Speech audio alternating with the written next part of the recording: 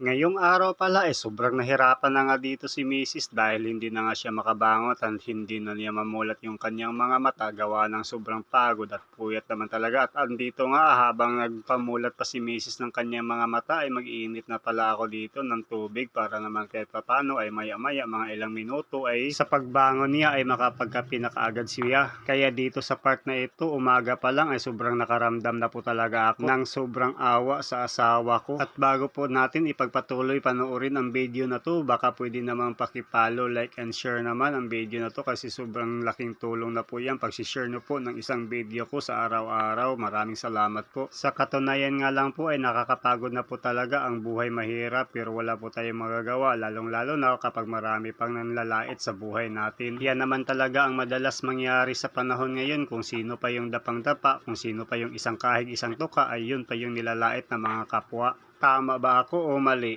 I-comment mo nga dyan sa comment section kung tama ba yung mga sinasabi ko o mali. At huwag niyo pong kalimutan pakilagay po kung saang lugar po, kung saan kayo naroroon para alam ko po kung saan nakaabot itong video ko na to. At dito nga sa part na ito ay nangungupit na tayo ng barya-barya para naman may maibili tayong kape. Pero yung kinukupit nating barya para ibili natin ng kape ay si Mrs. din ang iinom nito. At dito nga ay hinayod-hayod ko muna yung buhok ko para naman kahit papaano ay maging maayos, hindi masyado makita yung kalbo natin sa noo dahil mataas na nga ang sikat ng araw sa noo natin. Karamihan talaga sa nangyayari sa mga ganyan yung mahilig magsombrero. At dito nga sa part na ito ay andito na nga pala ako, nakabalik na ako sa bahay, galing akong bumili ng kape. At ito nga tinitimplahan ko na si Mrs. ng kape para kahit naman papano ay makapagkape at mainitan ang sikmura niya. At dito na nga si Mrs. ay grabing lupay-pay naman talaga nang dahil sa pagod na wala pang ganang bumangon, kaya ramdam ko naman talaga niyan, kaya sobrang naawa po talaga ako dito sa part na to kay Mrs. At dito nga sa part na ito dahil si Mrs. ay ayaw pang bumangon at hinayod-hayod pa niya yung kanyang mga mata, ay aayusin ko muna ito mga tidiber na kinalat ito ng mga anak ko kagabi bago matulog. At dito talaga sa bahay ay bago ka matulog sa gabi ay may nag-aantay na sa iyong ligpitin pagising mo sa umaga. Hindi talaga natin yan maiiwasan, lalong-lalo na kapag may mga anak tayong maliliit sa bahay. Kaya ikaw kung maiksi ang pasensya mo, lalong-lalo na sa mga bata ay mapapalo mo talaga yung mga bata. Pero kaya ako talaga tinaasan ko talaga yung pasensya ko kasi ganoon naman talaga yung ugali ko, ay mataas ang pasensya. At dito nga sa part na ito ay liligpitin ko na nga itong hinigaan ng mga bata.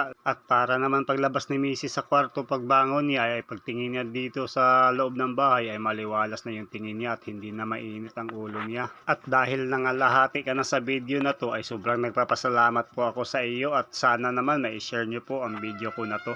At dahil nga ay bumangon na nga si Mrs. pati yung mga bata, ito ay sasama ko na rin po pagligpit itong dito sa kwarto para naman kahit papaano mamaya ay konti na lang yung gagawin ko dito sa loob ng bahay. Nakakapagod na rin talaga minsan yung mga gawaing bahay dahil sa sobrang dami naman talaga yung gawaing bahay, lalong lalo na pag may mga bata talaga ay maya-maya talaga ay sobrang kalat talaga dito sa loob ng bahay. Kaya ikaw kung maiksi pasensya mo, wag ka na lang magiging taong bahay talaga kasi hindi aari sa iyo kung magiging taong bahay ka tapos may kasama ka pang bata sa loob ng bahay. At dito nga sa part na ito ay tinudo ko na talaga yung ginagawa ko dito, ay nagwawalis na kaagad ako dito sa sahig ng bahay namin gawa ng andami nga mga papel-papel na mga gupit-gupit ng anak ko. Kaya itinudo ko na yung paggawa dito sa bahay para naman kahit papano ay maya-maya ay makapahinga ako kahit konti man lang. At dahil mahaba na nga po yung video natin, hanggang dito na lang siguro at muli po ako nagpapasalamat sa inyo at huwag niyo pong kalimutan pakipollow, like and share naman ng video natin. Maraming salamat po. Bye-bye.